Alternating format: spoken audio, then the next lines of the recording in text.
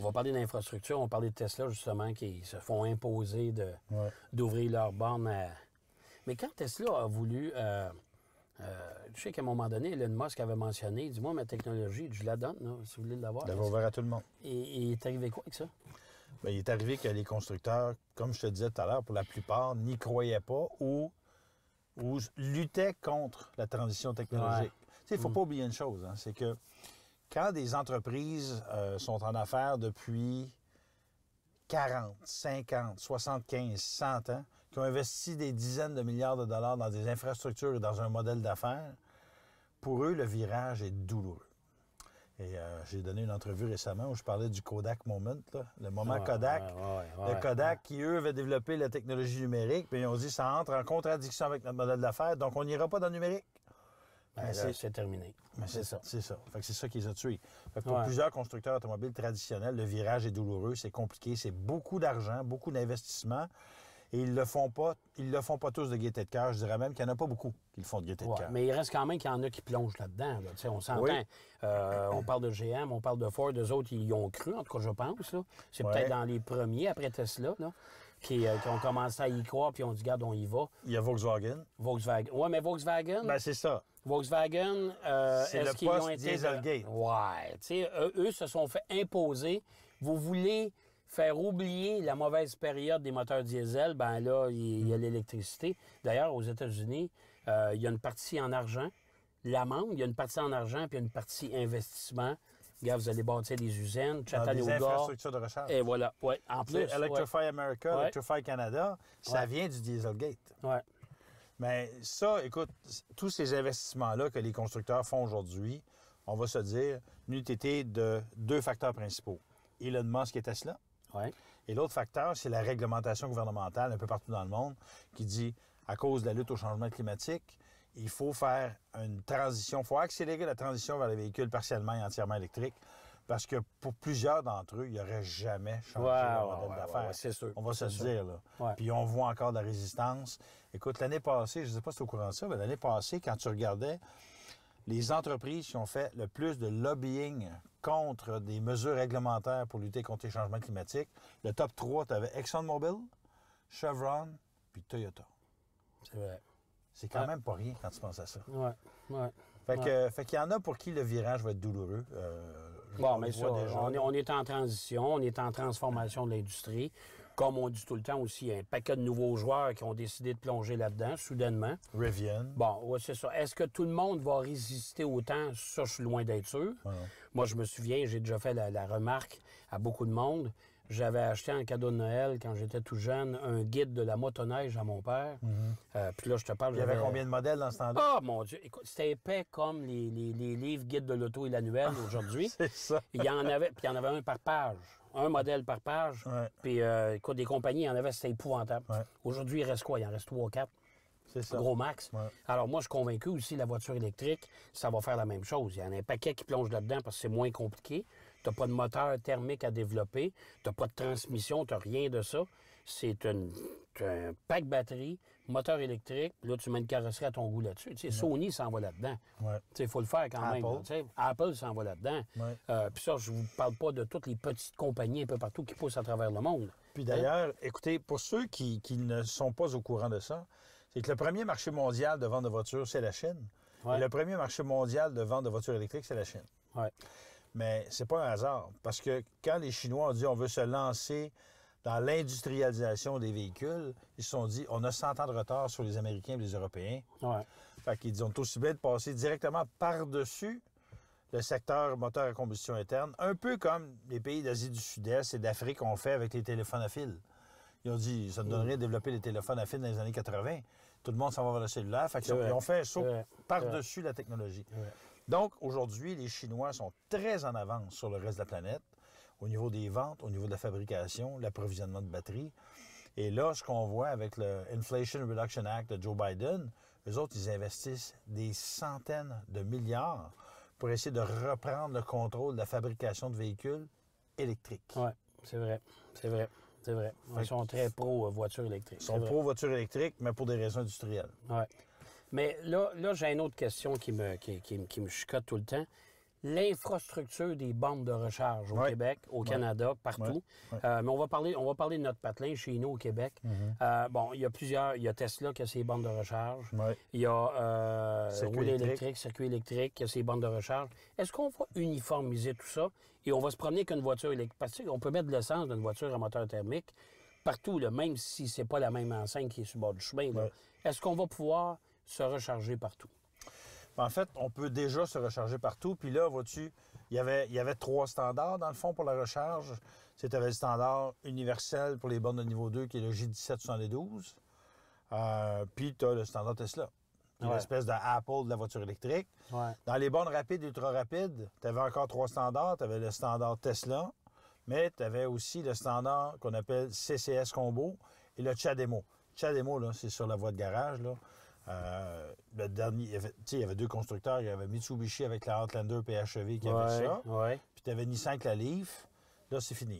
Là. OK. Fait que donc, les bornes avec des pistolets de CHAdeMO, moi, je calcule que d'ici quelques années, ça va devoir disparaître. Donc, OK. les gens qui ont des véhicules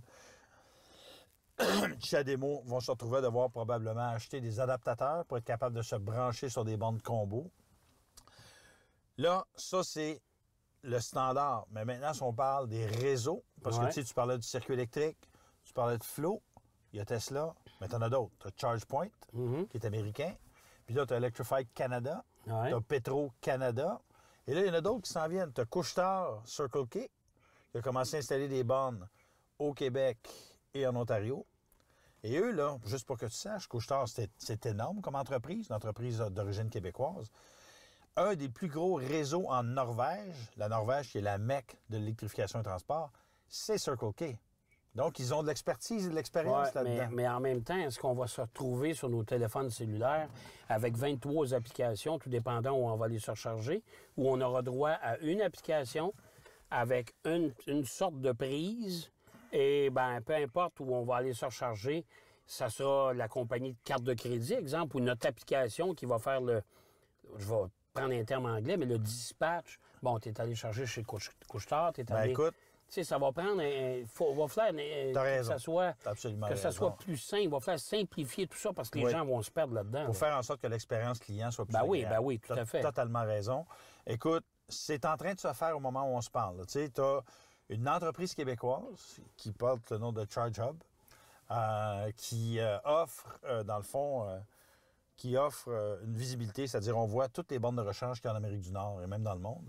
Et Charge Hub a fait des ententes avec, pour le moment, Circuit électrique, Flow, ChargePoint, puis un nouveau joueur dont le nom m'échappe, qui fait en sorte que tu vas sur l'application Charge Hub, tu peux aller te brancher sur tous ces réseaux-là. OK. Et donc, ça OK. passe, c'est une OK. espèce d'agrégateur central. Ouais, OK. Fait que moi, je pense que c'est vers ça qu'on s'en va assez rapidement d'ailleurs. Justement parce que pour pas que tu te retrouves Ben avec... non, ben non. Tu sais, là, je suis vis-à-vis quelle borne, là, ça n'a pas de bon Non, sens. moi, je peux te le dire, là, j'en ai un paquet d'applications. Ben non, ben, Surtout que je suis c'est allé en ça. Europe. Ouais. Écoute, non, tu as raison. C'est pas quelque chose qui doit continuer dans cette direction-là. Il faut simplifier les choses parce que, on va se dire, là, tu sais, les Daniel Breton puis les early adopters de véhicules électriques de ce monde, ça les dérangeait moins, puis ça faisait même partie de l'expérience puis du thrill. Monsieur, madame, tout le monde, il n'y a pas de temps à perdre avec ces Non, affaires-là. Là. non. Donc, eux autres, ils disent, nous, on veut que ça soit aussi simple que d'aller à la station-service. On n'est pas là encore. Mais la réalité, on va se le dire aussi, là, 80 à 90 des recharges qui sont faites par un propriétaire de véhicule électrique, elles sont faites à la maison. Oui. Oui. Donc, au quotidien, il n'y a pas vraiment d'enjeu. Mais quand tu vas en voyage, par exemple, ou tu vas en vacances, puis tu vas prendre ta voiture électrique au lieu de l'avion, bien là, c'est là que de telles applications C'est ça. et qu'une espèce d'interopérabilité devient extrêmement importante. Moi, au quotidien, je me déplace à travers l'Ontario, Non, aux mais États-Unis. puis en même temps, quand on regarde les voitures, la quantité de voitures qu'il y a sur nos autoroutes un peu partout au Canada, je suis obligé de te dire qu'il y a un paquet de monde aussi qui vont vouloir que ça soit simplifié. C'est ça. Parce que, T'as raison. tu sais, parce que dans le fond, l'habitude qu'on avait d'une voiture à moteur thermique, c'est quoi? On arrête n'importe où, on remplit le réservoir, Ouais. voici ma carte de crédit, merci, bonjour. Ouais. T'as Alors, il raison. faut que ça soit aussi simple que ça. Faut que ça soit aussi simple que quand ça. ça va être simple comme ça, Et pour le moment, tu sais, il y a Tesla pour qui c'est simple comme ça. ouais. Tu sais, Mais là, Tesla... Tu recales ta voiture, ouais. tu prends la borne, tu la branches, tu n'as pas d'application, tu n'as rien. On appelle ça plug and pay. That's it. Et c'est vers ça que tous les constructeurs doivent Mais tendre. moi, je te dirais que circuit électrique, j'ai ma carte, je suis allé recharger des voitures. pointer ma carte sur le lecteur, merci. Puis ça, brancher. Oui, mais tu as remarqué que tu me dis que tu prends ta carte si tu ne prends pas Ben l'application? oui, c'est ça. C'est pour ça qu'il faudrait que ça soit simplifié C'est ça. et que ça soit facile. Tu sais, on est capable... Une voiture aujourd'hui est capable de reconnaître c'est toi qui as sa clé. Oui. Va être capable, moi je pense, en tout cas, avec les nouvelles technologies. Fait que c'est ça vers quoi on s'en va. OK. C'est pas encore parfait, mais c'est quand même, tu as raison, parce que moi, j'ai vu le niveau de complexité augmenter au fil des dernières années parce qu'il y avait de plus en plus de réseaux. Pas plus, non seulement dans le même réseau, il y avait différentes bornes de différents fabricants de bornes, Ouais. qui faisaient en sorte que d'une borne à l'autre, c'était pas le même processus. Là, tu dis, non, à un moment donné, il faut simplifier ça. Tu as raison. Puis augmenter le nombre de bornes aussi. Puis augmenter le nombre de bornes. Faut que ça suive les augmentations aussi. Cela dit, le nombre de bornes au Québec, on est gâté. C'est-à-dire qu'avec le circuit électrique, on a un excellent réseau, un réseau fiable, et que même s'il y a une borne ou deux qui sont en panne, comme ça peut arriver, les stations-service, les pompes sont en panne, ça peut arriver. Ouais. t'en as assez pour faire en sorte qu'il y en ait tout le temps disponible. Tu sais, moi, je me rappelle, il y a 4 ans, tu arrivais à une place où il y avait des bornes de recharge rapide, c'était pas des bornes, tu avais une borne. Puis là, si tu avais quelqu'un de branché, là, tu en avais un autre qui arrivait, t'attendais. Maintenant, le temps d'attente a beaucoup diminué. Et dans les plans d'Hydro-Québec, écoute, si je ne m'abuse, pour 2030, ils visent l'installation de 2500 bornes de recharge supplémentaires. Ça, c'est des bornes de recharge rapides. Ouais. En plus de 4500 bornes de niveau 2. Là, si tu ajoutes les bornes des autres réseaux, OK? Que ce soit ChargePoint, comme on disait, Electrify Canada, Petro-Canada, etc. Puis avec les nouveaux joueurs comme Couche-Tard, Circle K. Ouais. Puis il y en a un autre dont les gens ne connaissent pas tellement le nom, qui s'appelle Parkland. Une compagnie, Parkland, qui possède, si je ne m'abuse, à peu près 20 des stations-service à travers le Canada qui ont décidé de se lancer à fond dans l'installation de bornes de recharge aux stations-service. Puis on s'entend, là, les stations-service, c'est des endroits stratégiquement intéressants d'avoir des bornes de recharge sur le bord des autoroutes en Sur le bord des particulier. autoroutes, normalement, ils ont tous les services. Tu peux aller te chercher quelque chose à grignoter, Un sandwich, etc. quelque chose à boire. Ils sont souvent greffés aussi à des chaînes de restauration rapide. Exactement. Alors, tu sais, c'est sûr que là, tu dis, écoute, j'en ai pour une demi-heure, j'en profite, je dîne, je mange. Tu sais, c'est sûr que c'est une structure qui est... C'est une habitude qui est différente, Oui. mais plus ça va, plus j'utilise, je l'ai fait mon coming out tantôt, plus j'utilise la voiture électrique, plus je m'adapte, puis moins, vraiment, je n'ai plus cette anxiété de manquer de jus dans mon auto. Là. Et je sais que ça existe, l'infrastructure, un peu partout. Fait que je me suis habitué à ça. Puis, Puis écoute, tu sais, on parle des infrastructures de recharge qui sont importantes quand on fait des voyages, mais l'autre infrastructure de recharge qui va être aussi très importante, ça va être dans les centres-villes. C'est-à-dire les gens qui restent dans un édifice à condo, un bloc appartement, donc ils n'ont pas accès à la recharge à la maison. Ouais. Nous, parmi les membres de Mobilité électrique Canada, il y a des villes comme Toronto, Vancouver, Montréal ou Québec.